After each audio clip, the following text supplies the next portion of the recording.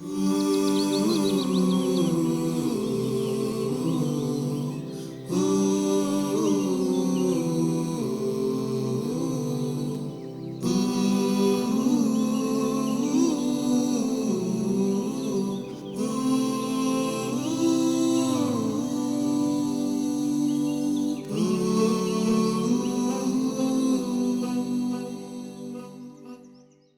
Welcome back. Break کے بعد آپ کے ساتھ ہیں اور آج بات ہوگی یوم پاکستان کے حوالے سے. اس دن کی کیا تاریخ ہے, اس دن میں کیا کیا مارکے ہوئے, یہ دن کیسے آیا, اس دن تک ہم کیسے پہنچے, اور جب ہم نے آزادی پائی, یہ ملک پایا, اور اس کے بعد اب تک کا ہمارا سفر کیا ہے اور اب ہم کیا کر رہے ہیں, اس پہ بات کریں گے. میرے ساتھ بڑے معزز اور پیارے مہمان موجود ہوں گے جن کی فہرست میرے پاس کافی لمبی ہے, کیونکہ جب بات کریں گے یوم پاکستان کی تو پھر بات تو لمبی ہوگی. جناب میں تعارف کرواتا چلوں, اسٹوڈیوز میں میرے ساتھ موجود ہیں پروفیسر یوسف عرفان صاحب, تاریخ دان ہیں, دانشور ہیں, کالم نگار ہیں. پروفیسر صاحب السلام علیکم. بہت بہت شکریہ. وعلیکم السلام, بہت شکریہ سر. Very warm welcome. ہمیں آپ نے عزت بخشی, آپ آئے اور ہم بات کریں گے آپ سے یقیناً یوم پاکستان کے حوالے سے. ان کے ساتھ ساتھ ہمارے ساتھ موجود ہوں گے professor doctor Mehboob Hussain, chairman department of history, Punjab university. ان سے ہم بات کریں گے. اور air commodore retired Khalid Chishti, Sitara Imtiaz, ستارہ بصالت, ان سے بھی ہم بات کریں گے. تو آغاز کرتے ہیں پروفیسر صاحب سے. پروفیسر صاحب, یہ دن بہت بڑا ہے, کوئی شک نہیں, اور اس دن کے حوالے سے کیا ہی بہتر ہے کہ آپ سے اچھا ہمیں کون بتا سکتا ہے. انگریزوں کے ساتھ مار کار آئی, ہندوؤں کے ساتھ مار کار آئی, اور پھر ظلم و ستم برداشت کیے, آزادی جیسی عظیم نعمت اللہ تعالیٰ نے ہمیں عطا کی. مسلمانان ہند کے لیے قیام پاکستان کی بہت بڑی ایک خوشی جو ہمیں نصیب ہوئی, اللہ تعالیٰ نے بڑا کرم کیا. آن ٹاپ آف دس سر, آج کی نوجوان نسل, میں اپنی بات کر لیتا ہوں, آج کی نوجوان نسل اس کو کس طرح سے ریٹین کیے ہوئے ہے, کتنی اویئر ہے اس بارے میں, پلیز. بہت بہت شکریہ. 23 مارچ یعنی یوم پاکستان 1940, یہ تاریخ اسلام میں اور تاریخ ہند میں یوم الفرقان کہلاتا ہے. یہ ایسے ہی ہے جیسے صلح حدیبیہ تھی. یہ ہمارا دن جو ہے, یہ ہماری ہندوستانی تاریخ کا ایک پیک ڈے ہے. اور پیک ڈے ہونے کا مطلب یہ ہے کہ ہم نے پہلے رواداری کو ایگزسٹنس, باہم رہنے کے لیے تحفظات, آئینی, ان سب پہلوؤں پہ غور کیا, ساتھ چلے. ہندو کیونکہ جمہوری اعتبار سے میجورٹی میں تھے اور دائمی میجورٹی, اور مسلمان دائمی اقلیت میں تھے, مگر کیونکہ دونوں کے نظریہ حیات مختلف ہیں, نظریہ زندگی, نظریہ خدا, کائنات کے بارے میں, دنیا کے بارے میں, آخرت کے بارے میں, یہ وہ نظریات ہیں جو ہندو سوسائٹی میں نہیں پائے جاتے. سب سے بڑھ کر ایکویلٹی, جسے آپ کہتے ہیں کہ all human beings are equal, یہ مسلمانوں کا خاصہ ہے. اب اس میں یہ کہ یہ دن کیوں آیا, اس سے پہلے ایک لمبی جدوجہد ہے, جرنی ہے, اس میں خلافت موومنٹ بھی ہے, اس میں کانگریس کی یعنی وزارتیں بھی ہیں, جس میں انہوں نے کہا کہ جی یہاں فقط, یہ نہرو کی رپورٹ ہے کہ یہاں فقط 2 قومیں بستی ہیں, جی, اور 2 قومیں جو ہیں, ایک مسلمان, ایک انگریز ہے, دوسری ہندو ہے, اور مسلمان بھی ہندو ہی ہیں کیونکہ یہ ہندو سے مسلمان ہوئے ہیں. They are not a separate nation. اب اس کے جواب میں مسلم لیگ کو ری آرگنائز کیا گیا, اور ری آرگنائزیشن کا مطلب یہ ہے کہ مسلم معاشرے کو مضبوط کیا گیا. اور مسلم معاشرے کو جب مضبوط کیا گیا تو یہ مسلم لیگ کی قیادت کا کارنامہ ہے, جس میں علامہ اقبال بھی ہیں, جس میں قائد اعظم بھی ہیں, جس سے پہلے محمد علی برادران ہیں, اور ڈھیروں خلافت موومنٹ کے جو مخلصین ہیں وہ بھی اسی میں شامل ہیں. جی, جی. اب جب یہ بن گیا, ایک منزل مقصود بن گئی کہ now we can not live with Hindus, we have to fight on both 2 sides. One is انگریز British and the other is Hindu, and they were in collaboration with each other, and they are one against Muslims. اب اس چیز کو جب 14 میں کہا کہ ہم ایک سیپریٹ اسٹیٹ چاہیے, علامہ اقبال رحمۃ اللہ علیہ نے 1930 میں یہ کہہ دیا تھا. اب جب ایک منزل مقصود بن گئی تو اس کے ساتھ استقامت کے ساتھ, ثابت قدمی کے ساتھ قائد اعظم علیہ رحمہ اور مسلم لیگ قائم دائم رہی.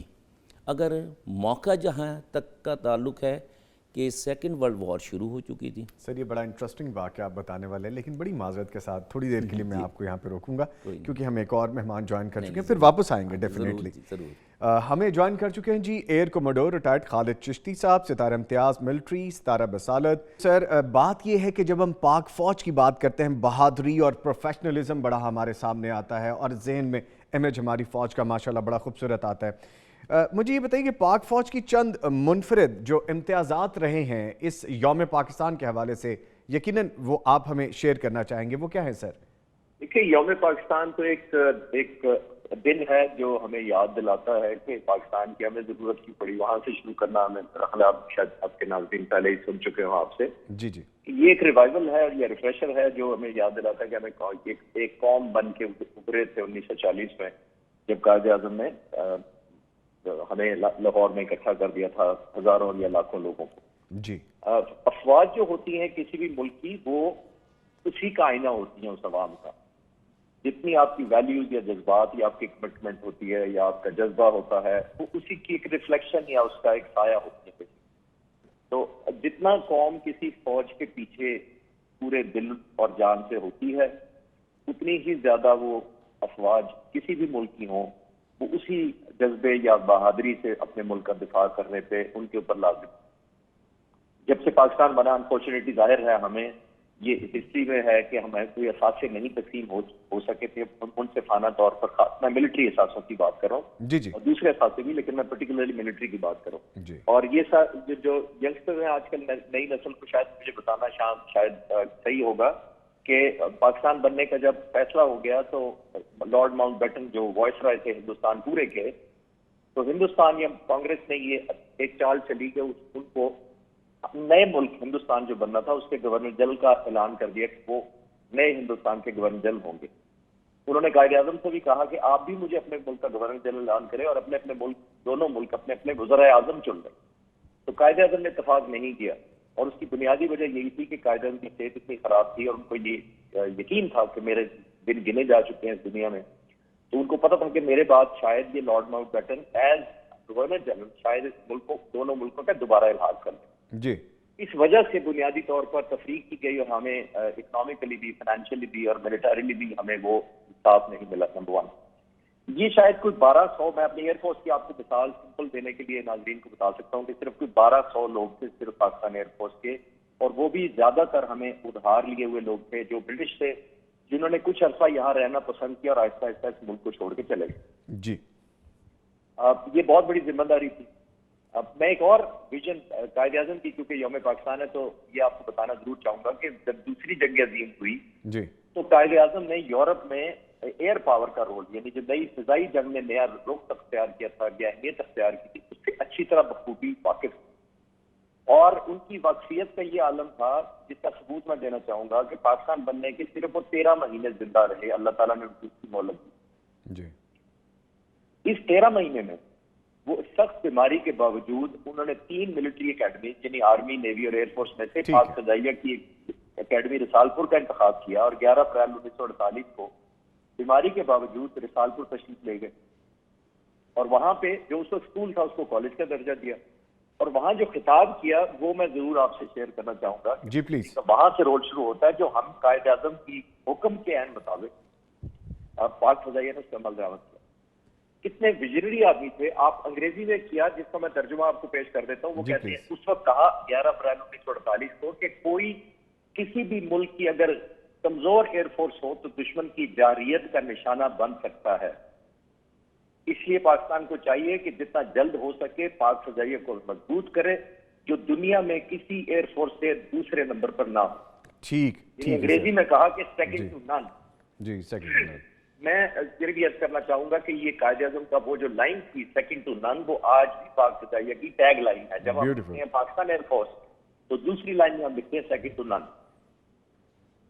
یہ انہی کی فرمودات یا حکم کی روشنی میں تھی کہ اس وقت بھی پاک فضائیہ ظاہر ہے بہت نوزائیدہ سٹیج پہ تھی اور آپ نے 2019 27 فروری کو بھی دیکھا جی جی کہ وہ قائد اعظم کے حکم کے عین مطابق ہمارے ملک میں جو جارحیت کی گئی، جو ابھینندن کو سبق سکھایا گیا. جی جی میں تو یہ یقین رکھتا ہوں کہ وہ قائد اعظم کے فرمودات کے عین مطابق تھا اور ان کے حکم بجا لانے کے لیے. ٹھیک ہے سر، یہاں پہ ایک چیز اور کائنڈلی شیئر کیجیے گا کہ پاکستان ایک وقت میں دنیا کی بڑی معاشی طاقت سمجھا جاتا تھا، لیکن 65 کی وار کے بعد جو ملک کی ترقی کی منزل ہے وہ تھوڑی ہمیں ڈیفرنٹ سائڈ پہ چلے گی.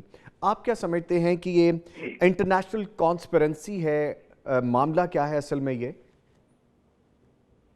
میں اس کو اس طرح سمجھنا چاہوں گا یا گزارش کرنا چاہوں گا کہ یہ کانسپریسی تو نہیں ہوگی، لیکن ہمارے اس وقت کے لیڈرشپ کی مس ججمنٹ ضرور ہے کہ ہم جب جنگ میں انوالو ہو گئے تو ظاہر ہے اکنامک سینکشن لگ گئی ہمارے اوپر امریکہ کی طرف سے، اور ہمیں ایک ڈسپیوٹڈ یا کنٹروورشل ملک ظاہر ڈکلیئر کر دیا گیا بہت سارے ملکوں میں، اور بدقسمتی سے ہمارا کمپیریزن ہوتا تھا ہندوستان کے ساتھ، جو ظاہر ہے ملٹریلی بھی تو ہمارے سے بڑی تھی، لیکن پولیٹیکلی بھی، آبادی کے لحاظ سے بھی، ریسورسز کے حساب سے بھی، اور سب سے بڑھ کر دنیا کا جو انٹرسٹ تھا، اگر ان کے چوائس ہو پاکستان اور ہندوستان کی اس وقت بھی، تو وہ ظاہر ہے ہندوستان کو پریفر کرتے تھے اس وقت. آج جس کی وجہ سے زیادہ ہٹ کیا گیا، زیادہ ڈیمیج اس جنگ کا گیا، زیادہ نیگیٹو اثر ہمارے پہ ہوا، پاکستان پہ ہوا، اور اسی وجہ سے آپ نوٹ کریں گے کہ ہم پہ سیکشن لگ گئی. جو اچھی بھلی ترقی کی طرف رواں دواں تھے وہ بدقسمتی سے بریک لگ گئی. اس کے بعد پولیٹیکل سیٹ اپ ایسا آیا کہ وہ اس سے بڑی لمبی ڈیبیٹ ہو سکتی ہے کہ ہماری ایسی لیڈرشپ آئی کے اندر بدقسمتی سے لوگوں پہ کم پرائرٹی دی گئی، اقتدار کی زیادہ پرائرٹی بن گئی. تو ظاہر ہے پھر اکنامک سینکشن آپ پہ لگی ہوں، ہم اچھے بھلے ترقی کر رہے تھے، اور پولرائز ملک اس حد تک پالیٹکس میں ہو گیا کہ ہم نے ایک دوسرے کو پاکستانی ہی جاننا چھوڑ دیا. ہم نے یہ الزام لگایا کہ شاید ہر بندہ جو میری بات نہیں مانتا یا میری لائن ٹو نہیں کرتا یا میری سیاست کو ایگریمنٹ میں نہیں ہے، وہ میرا مخالف نہیں ہے یا میرا اس سے اختلاف نہیں ہے یا مختلف رائے نہیں رکھ سکتا، وہ ہے ہی غدار. تو لوگ بھی اسی طرح تقسیم ہو گئے بدقسمتی سے، اور یہی ہمارا دشمن چاہتا تھا اس وقت کہ ہم اس حد تک پولرائز ہو جائیں ایز اے نیشن کہ ہم سندھی ہو جائیں، ہم بلوچی ہو جائیں، ہم پٹھان ہو جائیں، ہم شیعہ ہو جائیں، ہم سنی ہو جائیں. یہ زبردست ان کی خواہش تھی جو کہ چاہے نوئنگلی یا جانتے ہوئے یا انجانے میں ہم اسی لائن پر چل پڑے. ٹھیک ہے سر، تھینک یو. یاد کر کے کہہ رہا ہوں کہ اس وجہ سے میں چاہ رہا تھا کہ گزارش کر رہا تھا کہ ہمیں اس سے نکلنا پڑے. ٹھیک. اچھا سر، دل تو بہت تھا کہ آپ سے بڑی لمبی گفتگو ہو، لیکن چونکہ آپ کو پتہ ہے ہم وقت کے قیدی رہتے ہیں اور بڑے مہمان ہم نے مزید بھی مدعو کر رکھے ہیں، تو انشاءاللہ نشست دوبارہ بھی رہے گی اور آپ سے یقیناً اس پہ مزید گفتگو بھی کریں گے. Year commodore retired Khalid Chishti صاحب ہمارے ساتھ موجود تھے. سر بہت شکریہ آپ کے وقت کا. چلتے پروفیسر صاحب کی طرف. سر آپ نے بڑی گفتگو انہماک سے سنی، you are very good listener, ورنہ مجھے لگ رہا تھا کہ اتنے اسپین آف ٹائم میں آپ یقیناً کچھ نہ کچھ ایڈ کرنا چاہیں گے. تو سر اوور ٹو یو. ہم دوسری جنگ عظیم پہ رکے تھے، وہیں سے سلسلہ شروع کیجیے. جب یوم الفرقان یعنی 23 مارچ 1940 کو ہم نے منزل کا تعین کر لیا تو اس کے حصول کے لیے ثابت قدم رہے. اس میں خطرات بھی آئے، اس میں یعنی بہلاوے کے لیے بہت ساری چیزیں بھی آئیں، دکھاوے کے لیے بھی آئیں، مگر ہوتا یہ ہے کہ جو بیدار مغز قیادت ہوتی ہے، اگر وہ اپنی قوم کے ساتھ وفادار ہے تو سارے خطرات ٹل جاتے ہیں. وفاداری جو ہے وہ پہلی چیز ہے. قائد اعظم کی وفاداری اپنی امت کے ساتھ وہ اہم ترین بلند ترین مقام پر تھی. پہلے برٹن میں ان کے سارے فن جانتے تھے. ماؤنٹ بیٹن کہتا ہے کہ میں بڑے لپیٹ کر کوئی انگریزی میں بات کرتا تھا چھپا کے، تو قائد اعظم کا پہلی نظر اس چھپے ہوئے معنی پہ جاتی تھی، انگریزی میں بھی وہ ہمیں مات دے گئے. یہ وہ کمال ہے وفاداری کا. جی اگر آپ کو پتہ ہے کہ میری منزل کیا ہے. اب اس میں کوئٹ انڈیا موومنٹ آئی، جنگ عظیم دوم شروع ہو چکی تھی. برٹش گورنمنٹ کو ضرورت تھی کہ انڈین آرمی جو ہے وہ ساتھ دے، پبلک بھی ساتھ دے. اسٹیٹ اینڈ سوسائٹی کا چولی دامن کا ساتھ ہے. اب سوسائٹی میں یہ تھا کہ انڈین آرمی جو ہے برٹش انڈین آرمی، اس میں بہت بڑی تعداد مسلمانوں کی تھی، اور مسلمان بہترین فائٹر ہیں. ہندو فائٹر نہیں ہے، ہندو سازشی ہے، جس کا ابھی ذکر فرما رہے تھے کہ 65 کی جنگ سے پہلے جنرل ایوب خان نے پاکستان کو ایشین ٹائیگر بنا دیا تھا اور سارے تھرڈ ورلڈ میں وہ ایک ماڈل تھا. اس سے پہلے لیاقت علی خان شہید ملت نے جس وقت کچھ بھی نہیں تھا، اس وقت بھی پاکستان کی کرنسی انڈیا سے دگنی کر دی تھی، اور وہ لڑنے کا شوق کرتے تھے تو وہ لڑنے کے لیے تیار رہتے تھے. جیسے کہ حضرت قائد اعظم نے کہا امن اس وقت قائم ہوگا جب آپ جنگ کے لیے تیار رہیں گے. جنگ یہ کہیں کہ جنگ بربادی ہے تو پھر دشمن برباد کرے گا. بے شک سر. اچھا یہاں سے ایک چیز اور ذہن میں آتی ہے، صحبتیں برداشت کی، ہجرت کی، گھر چھوڑا، بیوی بچے، مال اسباب سب کچھ چھوڑا، جانیں قربان کی، عزتیں قربان کی. بڑا ایک لمبا وہ ایک قربانی کا سلسلہ ہے. وہاں سے چلتے ہوئے ہجرت کر کے یہاں پہ پہنچے، پاکستان بنا. وہ جذبہ بتائیے کہ کیا جذبہ تھا ان لوگوں میں جو ہم میں شاید کہیں آج کل کم ہے، وہ بیان کیجئے پلیز. وہ ہوتا یہ ہے کہ ایمان گھٹتا بڑھتا رہتا ہے، جذبہ بھی گھٹتا بڑھتا رہتا ہے، مگر اسٹیٹ کا کام یہ ہوتا ہے کہ وہ اپنے منزل اور اپنے مقصود کے مطابق سوسائٹی کو تیار کرے. ہم نے اسٹیٹ حاصل کر لی، اور اسٹیٹ جو تھی وہ امت کے تصور پہ حاصل ہوئی تھی، بنگالی، پنجابی، بلوچی، مراہوی اور یہ اس قسم کی نظریات پر نہیں ہوئی تھی. حتیٰ کہ شیعہ سنی نظریات بھی نہیں تھے. اگر ہم دیکھتے ہیں مشہور حسین یاد صاحب کی کتاب، وہ شیعہ تھے، ذاکر تھے، پروفیسر بھی تھے اردو کے گورنمنٹ کالج لاہور میں، چراغوں آزادی کے چراغ. تو ایسی ڈھیروں کہانیاں ہیں کہ وہ کہتے ہیں کہ میری بچی نے خود اپنے آپ کو گولی مار لی. اللہ اکبر. انہوں نے نہیں پوچھا کہ یہ سیدزادی ہے. اللہ اکبر. دشمن اگر ایک ہے تو ہمیں بھی ایک ہونا ہوگا. اور یہ ہم نے 47 میں اسٹیٹ حاصل کی، سوسائٹی سے غافل ہو گئے، جس کی وجہ سے رخنا آیا. اور جو جان دینے والے تھے پاکستان، انہوں نے پاکستان، ماؤنٹ بیٹن پاکستان کو میڈ کہتا تھا، میڈ پاکستان، میڈنس.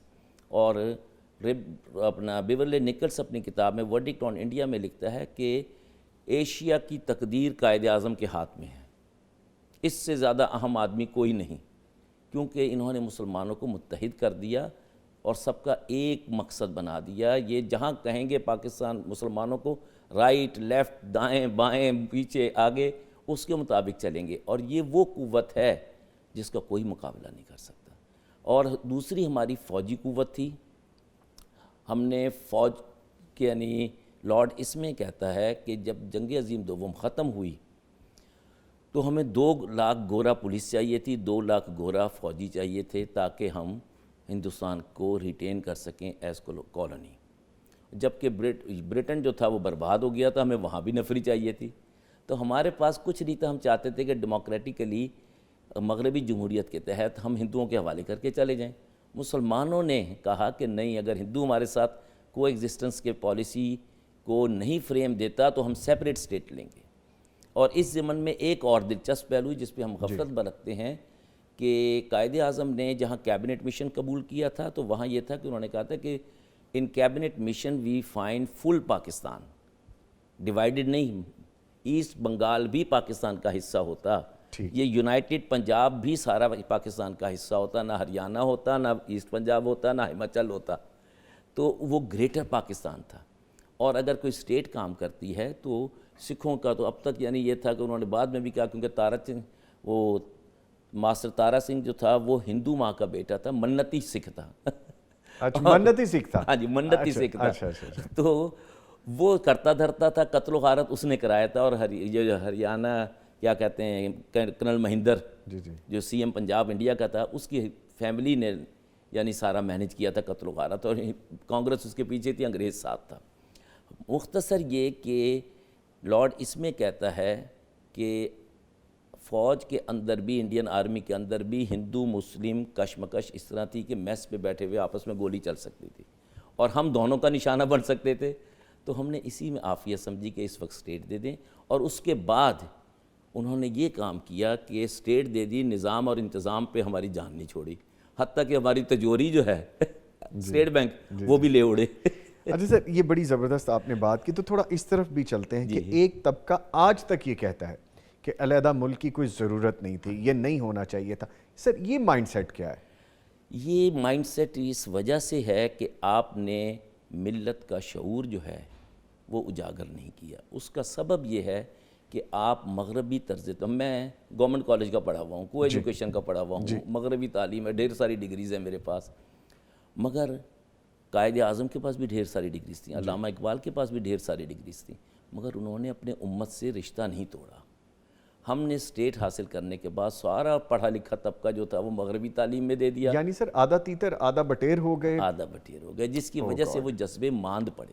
پھر انہوں نے نئی نئی ہانکنا شروع کر دیں. پھر یہ ہے کہ سوسائٹی میں جو رکھنے تھے مختلف، ہم نے اس کو رفع کا کام نہیں کیا. رفع کا کام دبانا نہیں ہوتا، سنبھالنا ہوتا ہے، سمجھانا ہوتا ہے. معاشرے میں وہ مضبوط ہوتے ہیں جہاں بات، مکالمہ، ڈائلاگ، مذاکرات ہوتے ہیں، گولی نہیں چلتی. اس وقت پاکستان ان بدقسمت ملکوں میں سے ہے جو اپنوں ہی پہ گولی چلا رہا ہے. اتنی افتراق پیدا ہو چکا. افتراق ہر جنگ کا نتیجہ مکالمہ ہے. پاکستان کے اندر بھی جو جنگ چل رہی ہے، سوسائٹی ہماری ڈیوائیڈ ہو گئی ہے، سپلٹ ہو گئی، جس کا بھی ذکر کیا، اس کا حل یہ ہے کہ ہمیں وفادار قیادت میسر آ جائے. قائد اعظم پہ انگریز بھی پتہ تھا کہ یہ ان پرچیزبل پرسن ہے، ہندوؤں کو بھی پتہ تھا کہ ان پرچیزبل پرسن ہے، اور دلت، جس کا میں خاص طور پہ ذکر کر رہا تھا کہ قائد اعظم نے 1935 میں 45 میں بنارس میں ایک سیشن تھا مسلم لیگ کا، اور دلت لیڈر جو تھے ڈاکٹر بی آر امبیڈکر، جو فرسٹ لا منسٹر بنے انڈیا کے، اور انہوں نے ایک آئین جو تھا بنایا. انہوں نے قائد اعظم سے ریکویسٹ کی کہ مسلمان ایک طاقتور قوم ہے، یہ لڑنا جانتے ہیں، مرنا جانتے ہیں، لہٰذا زندہ رہیں گے. ہماری ہزاروں سال کی غلامی ہے، ہم تو اپنا نام اور تاریخ بھی بھول چکے ہیں، ہمیں بھی ساتھ لے کے چلیں، ہمیں بھی آزادی مل جائے گی. اب انہوں نے ایک معاہدہ کیا، اور ساتھ تامل قوم، تامل کا جو لیڈر تھا اس وقت وہ سوکریٹس کہلاتا تھا، Socrates of south India, Periyar, Swami Periyar. انہوں نے ایک پولیٹیکل الائنس بنایا جس کو ایس کے بسواس، جو انڈین یعنی ICS آفیسر ہے، اس نے اپنی کتاب father of the Indian constitution اس میں تفصیل سے لکھا کہ انہوں نے ایک الائنس بنایا کہ ہم تینوں اکٹھے برطانیہ اور برہمنزم ہندو سے نجات حاصل کریں گے. اب یہ جو تھی اسی کی بنیاد پر قائد اعظم نے جوگندر ناتھ منڈل کو، جو دلت تھا، اس کو لا منسٹر بنایا. مگر یہ کہ لا منسٹر بنایا تھا، آئین ساز اسمبلی کمیٹی کا چیئرمین نہیں بنایا تھا. چیئرمین مولانا شبیر احمد عثمانی صاحب کو بنایا کہ اسلامک لا یہ جانتے ہیں، آئین وہ ہوگا. اب یہ جو ہے کہ مظلوم کو ساتھ لے کے چلنا، یہ قرآن کا حکم ہے کہ مظلوم کا ہمیشہ ساتھ دو. اب دیکھنا یہ ہے کہ وہ دلت قوم انڈیا کی سوشیو پولیٹیکل کمپوزیشن ہمیں ضرور سمجھنا چاہیے، ہندو میجورٹی میں نہیں ہے. برہمنزم کا نام ہندوازم کا دے دیا گیا ہے. برہمن ایک ریس ہے یہودیوں کی طرح، اور انہیں لاسٹ ٹرائب بھی کہا جاتا ہے جیوز کا. Last tribe. اچھا، یہ اس میں انڈکٹ ہو گئے. ہاں جی، اور اسی لیے آپ دیکھیے کہ آج انڈیا، بھارت اور اسرائیل دونوں اسٹریٹجک پارٹنر ہیں، اور کشمیر میں اسرائیلی فوج بیٹھی ہوئی ہے. یہ ان کا، مگر یہ ہے کہ یہ لوگ جو تھے یہ پہلے دلت جو ہیں یہ اینشنٹ رولرز ہیں یہاں کے. اچھا سر، ویسے تو جو ان کی نچلی ذاتیں ہیں ان کو تو یہ کسی طور پہ بھی عزت نہیں دیتے. ہزاروں سال سے ان ہیومن ٹریٹمنٹ ہے جی، خاص طور پہ دلت کے حوالے سے جیسے آپ کہہ رہے ہیں. اور اب تو خیر مسلمانوں کو دلت سے بھی برتر کر رکھا ہے. جی، وہ اس کی علیحدہ ایک اسٹریٹجی ابھی وہاں پہ نظر آ رہی ہے. جی، اب یہاں یہ کہ ان لوگوں نے چاہا کہ ہمیں بھی آزادی مل جائے، مگر ڈاکٹر بی آر امبیڈکر نے 2 بار مسلمان قوموں کے ساتھ وفا نہیں برتی، بے وفائی کی، اور اپنی قوم کے ساتھ. سر ان سے وفا کیسے آ سکتی ہے؟ مگر اس نے یہ ضرور کہا کہ we are not Hindus, we are born in Hindu culture. اچھا، ایڈمٹ کیا ان لوگوں نے خود بھی.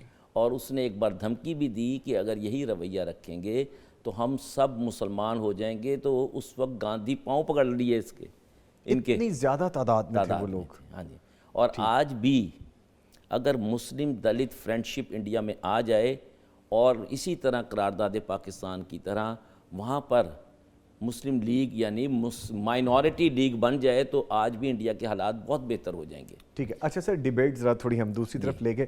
میں آتا ہوں اپنے اسی یوم پاکستان پہ. یقیناً آپ کے پاس ایسی ہسٹری ہے کہ جو ایک کہانی کی صورت میں چلتی جائے گی تو روکنا مشکل ہو جائے گا. تو مجھے ذرا آپ کو ٹریک پہ لانا ہے سر. جب پاکستان بنا اس وقت جذبات کچھ اور تھے سر، ایموشنز کچھ اور تھے، بڑا جوش اور ولولہ تھا.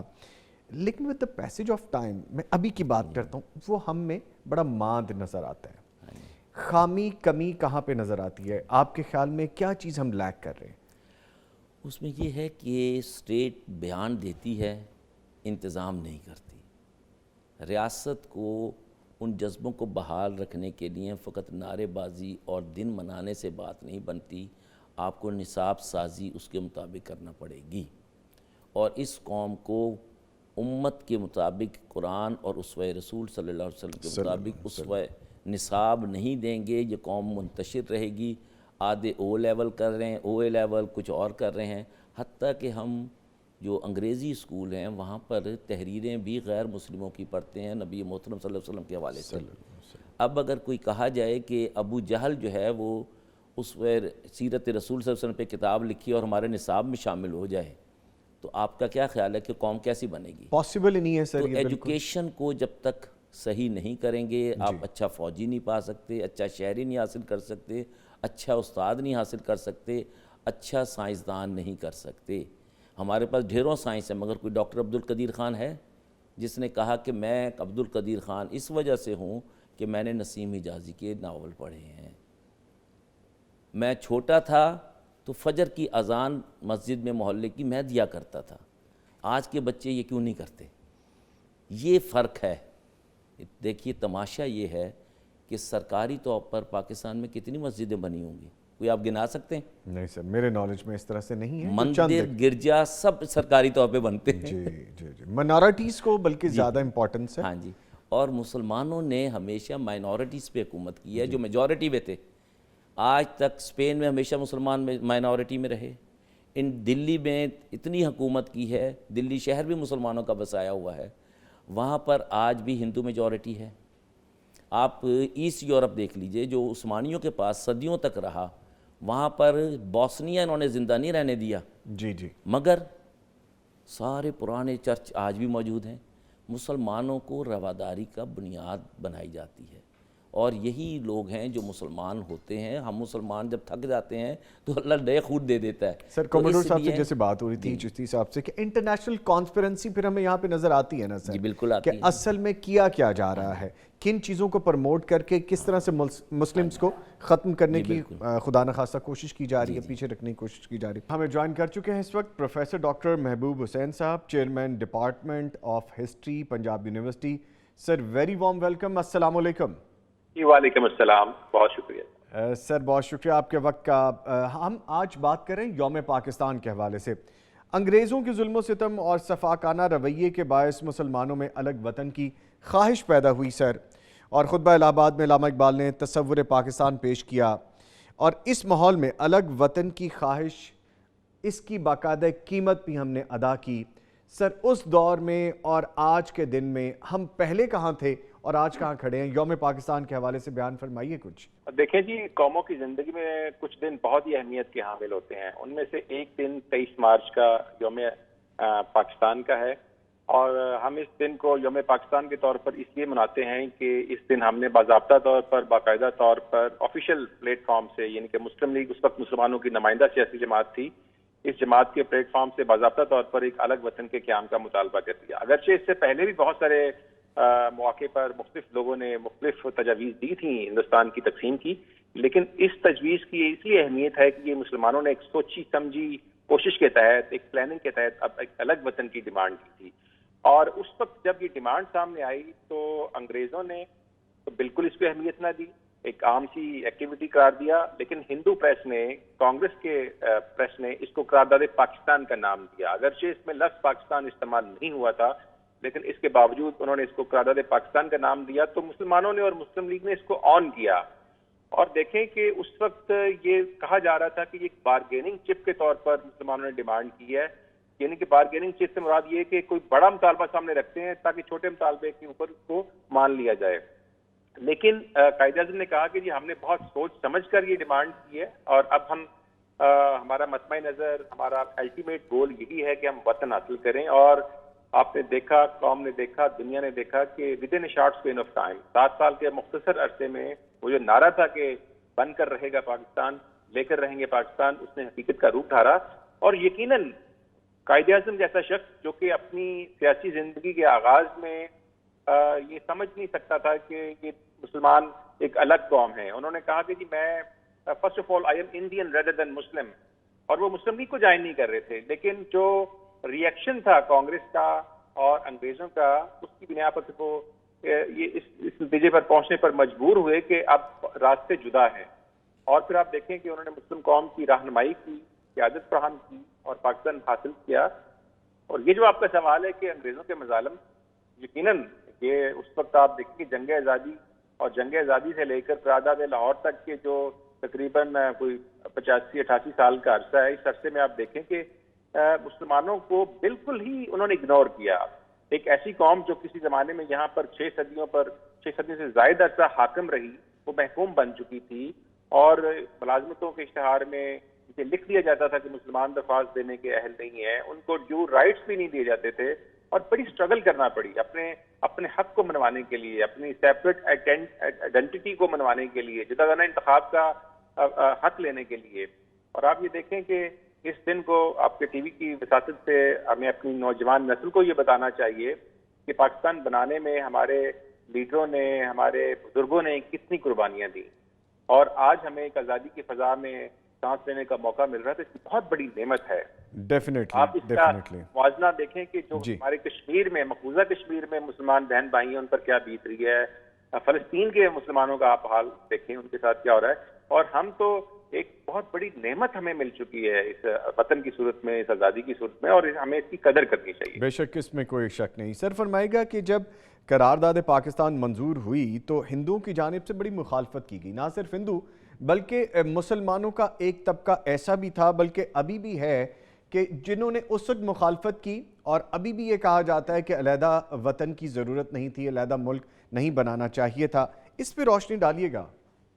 دیکھیں, ابھی آج پاکستان بنے 75 سال ہو گئے ہیں, اور ہندوستان بھی ظاہر ایک ہی دن ہم الگ ہوئے تھے. تو دیکھیں کہ وہاں پر مسلمانوں کی کیا حالت ہے. ہندوستان جو آج یہ کلیم کرتا ہے کہ وہ دنیا کی سب سے بڑی جمہوریت ہے, ایک سیکولر اسٹیٹ ہے, اس سیکولرزم کے نعرے کے تحت وہاں پر مسلمانوں کا کیا حال ہو رہا ہے. آپ دیکھیں کہ جو بھارتیہ جنتا پارٹی ہے اس نے کیا وہاں پر گل کھلائے ہوئے ہیں.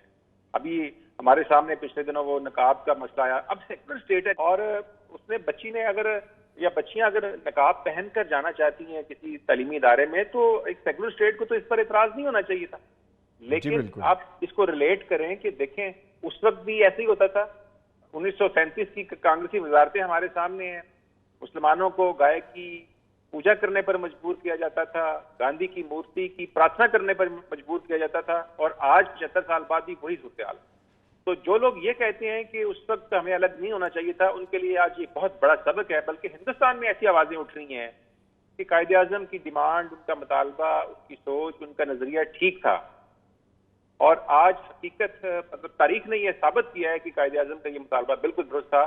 ورنہ پورے ہندوستان میں آج مسلمانوں کے ساتھ وہی کچھ ہوتا جو وہاں پر آج ہو رہا ہے. اس لیے الگ وطن کا قیام بالکل ایک سوچی سمجھی مسلمانوں کی ڈیمانڈ تھی, اور اس کے ثمرات آج ہمیں مل رہے ہیں. ہم ایک آزاد باشعور قوم ہے, ایٹمی طاقت ہیں, ہمارا ایک قوموں کی صف میں مقام ہے.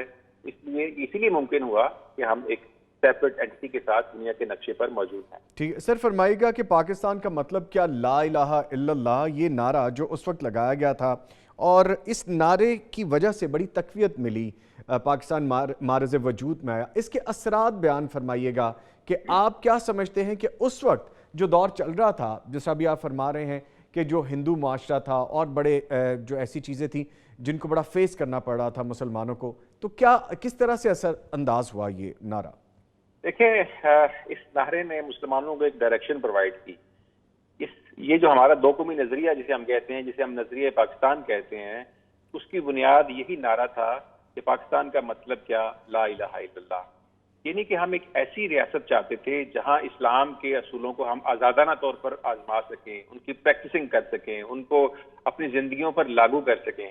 اور قائد اعظم سے جب کسی جرنلسٹ نے یہ سوال پوچھا تھا کہ آپ وہاں پر, بلکہ 14 اگست کو جب پاکستان بنا تو اس وقت جو ٹرانسفر آف پاور کی تقریب تھی, جس میں ماؤنٹ بیٹن نے یہ کہا کہ آپ کا جو آئین ہے وہ اکبر کے بنائے ہوئے اصولوں کے مطابق ہونا چاہیے, جلال الدین اکبر, جو کہ ایک سیکولر حکمران تھا. تو قائد اعظم نے جواب دیا کہ ہمارا آئین تو آج سے 1400 سال پہلے کا بن چکا ہے. انہوں نے اپنی صدارتی تقریر میں یہ بات کہی اپنے رپلائی میں کہ ہمارا آئین تو آج سے 1400 سال پہلے بن چکا ہے, اور اس کا مطلب یہی تھا کہ ہم ایک یہاں پر ویلفیئر, ڈیموکریٹک, پروگریسو اسٹیٹ چاہتے ہیں.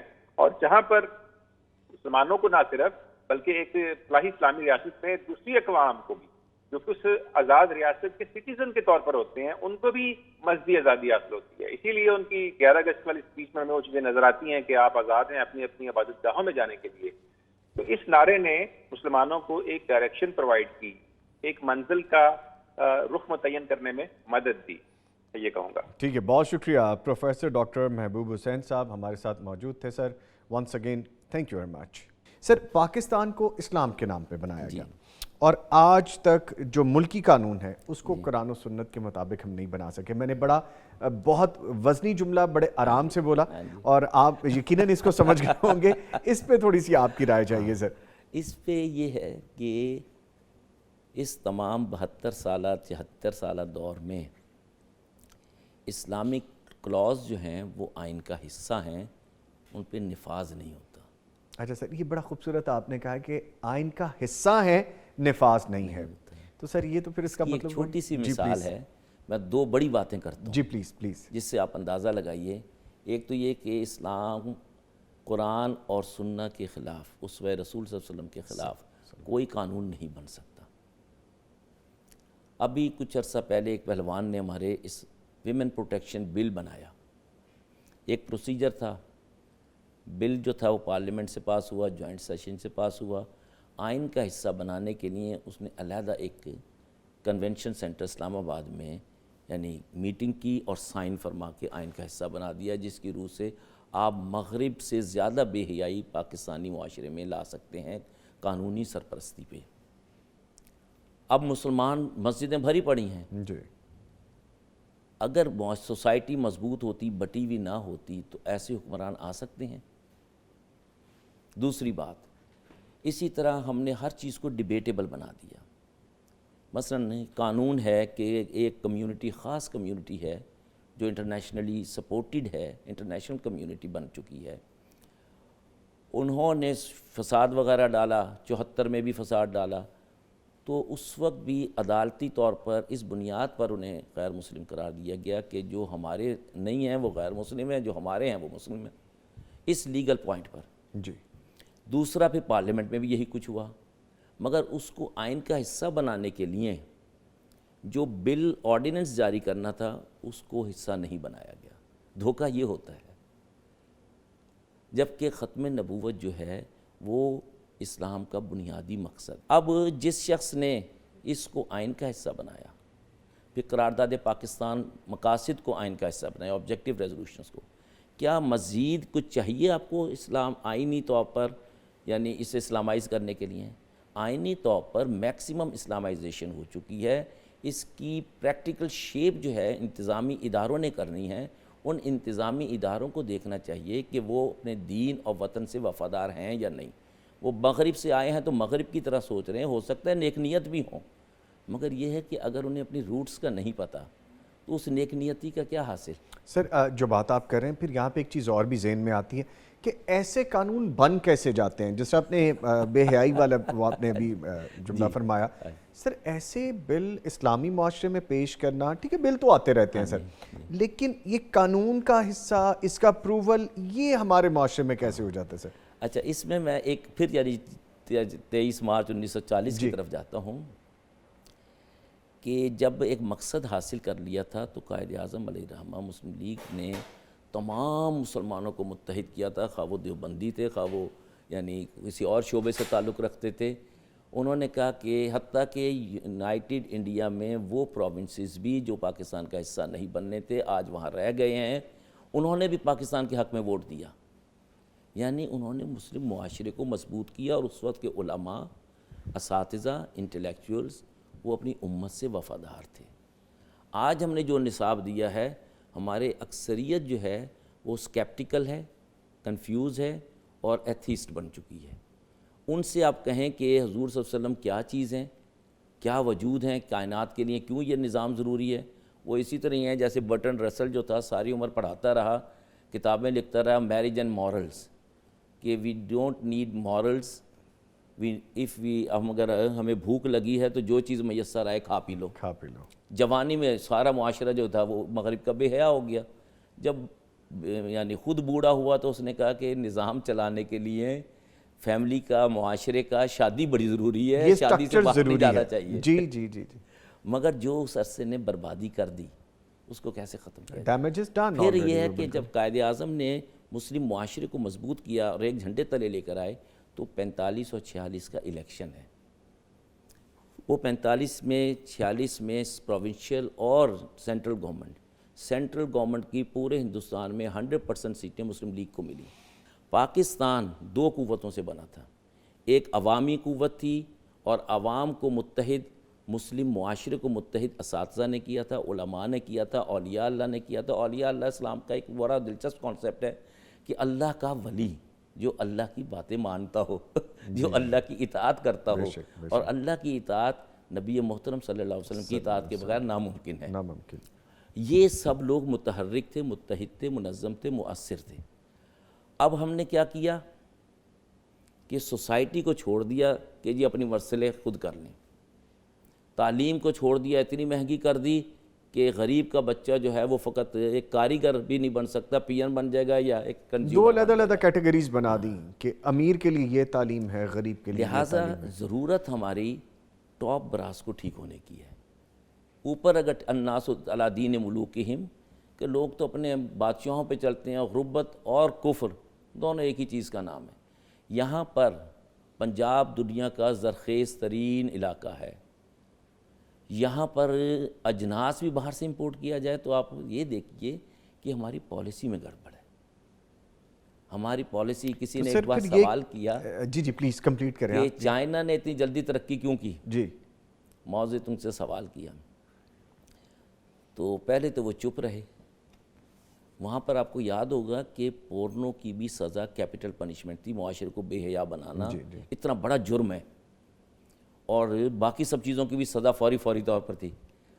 تو انہوں نے کہا کہ ہم نے یکجہتی دی قوم کو، ایک نصاب دیا۔ ہمارا نصاب جو ہے وہ بھی مغرب کا ہے جی، وہ بھی لیا ہوا نصاب ہے اور اس میں بھی سیگریگیشنز ہیں، ہاں، اور اس پہ بھی اس کو امپوز کر رہے ہیں زبردستی۔ پھر یہ ہے کہ ہم نے ایک پلٹ بیورو، یعنی ہم نے ایک نظام انتظام کے لیے ایک پورے تربیتی کورس بنایا کہ جو اس سیٹ پر آئے گا وہ اپنے دین اور وطن سے وفادار ہو۔ اس کے لیے یہ ہے کہ کوئی نہ کوئی ایسا نظام، کیونکہ فوج بھی پاکستان کا حصہ ہے، اور جیسے میں نے فوج کی اہمیت کو بتایا کہ جی خانہ جنگی میں پورا ہندوستان مسلمان لے سکتے تھے لڑ کے، اور مجھے اچھی طرح یاد ہے میرے استاد محترم پروفیسر مرزا منور صاحب کے پاس بریگیڈیئر گلزار صاحب، جن کے بیٹے بریگیڈیئر فاروق صاحب بھی تھے، جنہوں نے بڑی غزوات پہ کتابیں لکھی ہیں، وہ بیٹھے ہوئے تھے، میں موجود تھا۔ تو جب پارٹیشن ہوئی ہے تو اس وقت وہ غالباً کرنل یا میجر تھے اور دلی میں پوسٹڈ تھے۔ قائد اعظم کے پاس گئے کہ جی میں کیپٹل دلی ہے، اگر آپ اجازت دیں، یہ رکھنے ڈال رہے ہیں، میں دلی کیپچر کر کے مسلم سٹیٹ جو ہماری روایت تھی، انگریزوں نے مسلمانوں سے حکومت لی تھی اور یہ دے کے ہندوؤں کو جا رہے ہیں، ہم قبضہ کر لیتے ہیں، باقی بھی سنبھال لیں گے۔ مگر قائد اعظم نے کہا جس اصول پہ ہم نے وطن بنایا ہے ہم اس اصول کو فالو کریں گے، ہندو بھی دیکھ لے حکومت کیسے کرتا ہے۔ اور دلچسپ بات میں یہاں پہ ہے کہ جو ان کو ہم چھوڑ آئے ہیں، اور جب ڈاکٹر امبیڈکر نے آئین بنایا تو اس نے کہا جی آئین برے بھلے نہیں ہوتے، چلانے والے برے بھلے ہوتے ہیں، اور انڈیا اس وقت تک متحد رہے گا جب تین باتیں کرے گا۔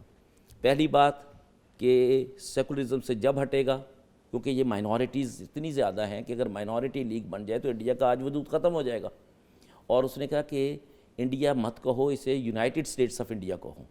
یہاں پہ بہت ساری قومیں، نسلیں بستی ہیں، مذہب بستے ہیں، ان سب کو آزادی ملنی چاہیے، تو اسے سیکولر رہنا چاہیے۔ دوسرا یہ کہ ڈیموکریسی فیئر ہونی چاہیے، انفیئر نہیں، کہ جو ایک آدمی جو ہے یعنی آتا ہے وہ ہر حال میں سلیکٹ ہو جاتا ہے، الیکٹ ہو جاتا ہے۔ تیسری بات کہی کہ ایکویلٹی اس معاشرے میں دو، human being all are equal, اور یہاں پر ٹیکسیشن مت کرو، سوسائٹی کمزور ہو جاتی ہے ٹیکسیشن سے، آپ سہولتیں دیں بجائے یہ کہ ان کا مال بھی لوٹ لیں۔ اور ساتھ اس نے ایک اور بڑی دلچسپ بات کہی ایڈ پر، اس نے کہا اگر انڈین گورنمنٹ ان تین چیزوں کو فالو نہیں کرے گی تو اس کا نتیجہ یہ ہوگا کہ محمود غزنوی دوبارہ آئیں گے، غوری دوبارہ آئیں گے، اور وہ سب ہم سب کے نجات دہندہ ہوں گے. سر بڑی سوسائٹی اتنی اہم ہوتی ہے. آپ نے بڑی ڈیٹیل میں چیزیں بتائیں اور میں تو اتنا محو ہو جاتا ہوں کہ وہ ایسی جیسے پوری سٹوری آپ بیان کریں. سر چونکہ وقت کم ہے تو میں 2 چیزیں آپ کے گوش گزار کروں گا, وہ فرما دیجئے. ایک تو یہ کہ ہمیں لگتا ہے کہ ہم اپنے انٹرنل جو ہمارے اینیمیز ہیں, جو ہمارے اندرونی دشمن ہیں, ان سے بھی ہمیں باخبر ہونا ہوگا. دوسرا جو یوم مارچ کے اغراض و مقاصد ہیں وہ ہم جو بھولے بیٹھے ہیں اس پہ بھی میسج دے دیجیے گا.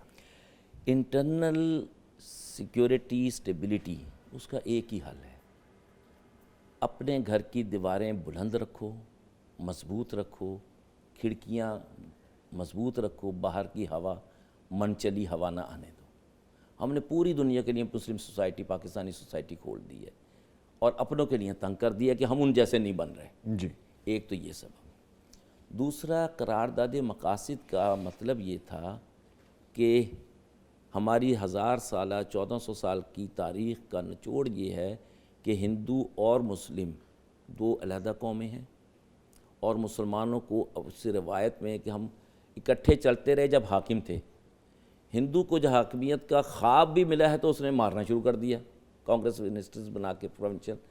تو ہمیں یوم یعنی قرارداد مقاصد کے اصل مقصد یہ ہے کہ ہم امت کو متحد رکھیں. متحد ہیں تو محفوظ ہیں.